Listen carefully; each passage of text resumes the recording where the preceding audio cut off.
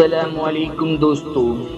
کیا آپ کو معلوم ہے تمہارے رب نے تمہیں فجر میں اٹھنے کا حکم کیوں دیا ہے؟ کیا کبھی آپ نے سوچا کہ فجر کا وقت صرف نماز پڑھنے کا وقت ہوتا ہے؟ کیا فجر کے وقت کی کوئی خاص خصوصیت ہے یا پھر فجر کے وقت میں کوئی راز پوشیدہ چھپا ہوا ہے؟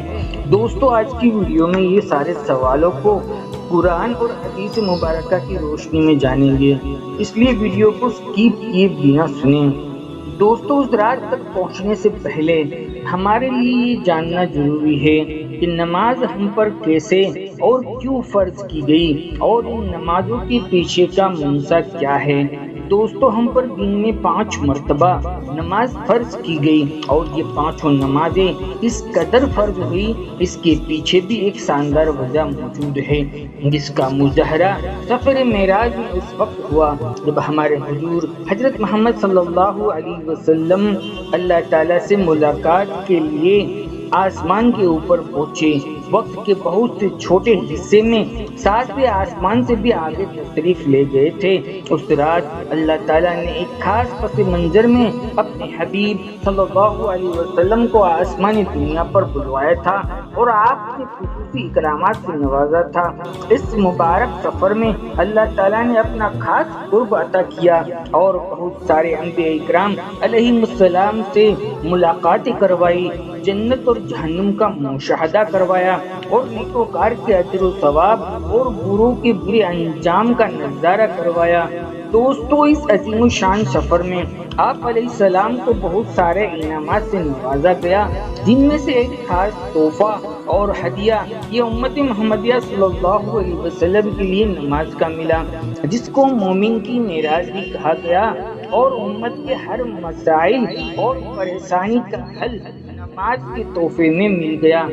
معراج کی رات جب آپ صلی اللہ علیہ وسلم کو اللہ تعالیٰ نے 50 نمازوں کا حکم دیا تو حضرت موسیٰ علیہ السلام کے کہنے پر آپ علیہ السلام نے اللہ تعالیٰ سے 50 نمازوں میں کمی کی درخواست کی، اور ایسا کئی بار ہوا، یہاں تک کہ اللہ تعالیٰ نے امت محمدیہ صلی اللہ علیہ وسلم کے لیے دن میں 5 نمازوں کا حکم دیا، جس کے بعد بھی حضرت موسیٰ علیہ السلام نے آپ صلی اللہ علیہ وسلم کو 5 نمازوں میں بھی کمی کے لیے اللہ کے پاس ایک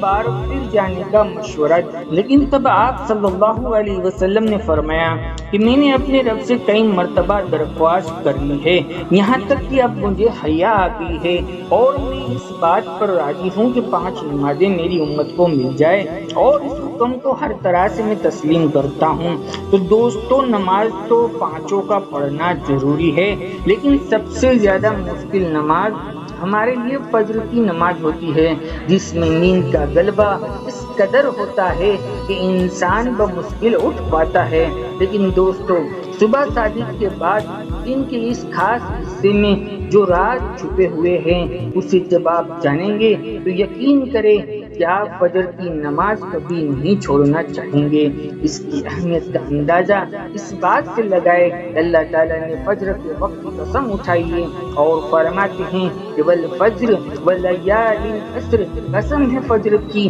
اور 10 راتوں کی اور جفت اور طاق کی اور رات کی جب وہ چلنے لگے۔ یقیناً ان میں عقل مندوں کے لیے بڑی قسمیں ہیں۔ حضرت عائشہ صدیقہ رضی اللہ تعالیٰ عنہ سے روایت ہے کہ حضور اکرم صلی اللہ علیہ وسلم نے ارشاد فرمایا کہ فجر کی 2 رکعات میں دنیا ما فیہا سے بہتر ہے۔ جان رکھو کہ فجر کی جماعت کی نماز ایک مسلمان کی صداقت اور اس کے ایمان کے پرکھنے کی کشوٹی ہے۔ حضرت عبداللہ بن عمر رضی اللہ عنہ فرماتے ہیں کہ ہم اگر فجر اور عشاء کی نماز میں کسی آدمی کو نہ پاتے تو اس کے بارے میں اچھا گمان نہیں رکھتے تھے۔ فجر کی نماز جہنم سے حجاب ہے۔ اللہ کے رسول صلی اللہ علیہ وسلم نے فرمایا کہ جو شخص سورج نکلنے سے پہلے اور سورج کے ڈوبنے سے پہلے کی نمازیں یعنی فجر اور عصر کو پڑھتا ہے تو وہ ہرگز جہنم کی آگ میں داخل نہیں۔ نماز جنت کی ضمانت ہے اللہ کے رسول صلی اللہ علیہ وسلم نے ارشاد فرمایا کہ جو شخص 2 ٹھنڈی نمازیں یعنی فجر اور عصر کی پابندی کرتا ہے تو وہ جنت کے اندر ضرور داخل ہوگا۔ دوستو، ایک بار اللہ کے رسول صلی اللہ علیہ وسلم کے سامنے ایسے شخص کا تذکرہ کیا گیا جو صبح ہونے تک سوتا رہتا ہے یعنی فجر کی نماز ادا نہیں کرتا، تو آپ علیہ الصلوۃ والسلام نے فرمایا ایسے شخص کے گانوں میں شیطان پیشاب کر دیتا ہے۔ دوستو، نماز فجر کے اٹھنے کا آسان اور سہل طریقہ یہ ہے کہ جتنا بھی ممکن ہو سکے رات کو جلدی سونے کی فکر کرے۔ محلوں یا بازار میں گھر میں موبائل پر فضولیات میں ٹائم پاس نہ کرے بلکہ جلدی سونے کی فضا بنائے۔ دوسری بات، سونے سے پہلے پکا عزم کر لے، ارادہ کر لے، نیت کرے اور صبح فجر کی نماز میں مجھے اٹھنا ہے۔ تمہاری نیت تمہیں اٹھا دے گی، جگہ دے گی۔ اگر پھر بھی سوتے رہے تو ثواب مل جائے گا، لیکن آنکھ کھلنے پر نماز ادا کر لے۔ ایسے اسباب اختیار کرے جن سے فجر کی نماز کے لیے اٹھنا تمہارے لیے آسان ہو جائے، جیسے مثلاً موبائل میں الارم سیٹ کر لینا یا الارم والی گھڑی میں مناسب وقت پر الارم سیٹ کر کے سو جانا، اس کو مناسب جگہ کے اوپر رکھنا۔ ان سب امور کی رعایت کر کے اگر سوئیں گے تو انشاءاللہ تعالی فجر کی نماز جماعت کے ساتھ ادا کرنا آسان ہو جائے گی۔ پھر بھی اگر کسی دن اتفاق سے بیدار ہونے میں جاگ جانے میں تاخیر ہو جائے تو جس وقت بھی آنکھ کھلے سب سے پہلے نماز ادا کر لے، انشاءاللہ تعالی تاخیر کا کوئی گناہ نہیں ہوگا۔ لیکن اس کو معمول بنانا، گناہوں پر مداومت کرنا ہے جو کسی بھی طرح جائز نہیں ہے۔ دوستو، دنیا میں